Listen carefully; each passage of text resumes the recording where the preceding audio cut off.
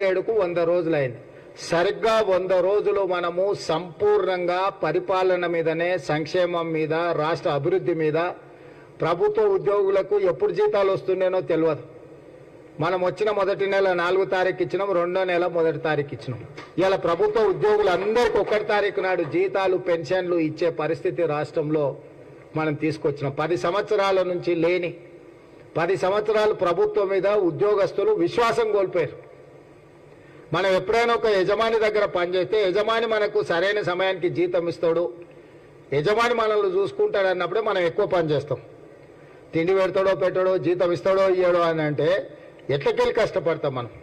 అందుకే ప్రభుత్వ ఉద్యోగస్తులందరికీ 1వ తారీఖు నాడు జీతం, 1వ తారీఖు నాడు పెన్షన్ ఇచ్చే విధానాన్ని మనం తీసుకొచ్చి అందరికీ ఒక విశ్వాసాన్ని కల్పించినాం. అదేవిధంగా ఎవరు ఏ సమస్య మీద వచ్చినా సచివాలయంలోకి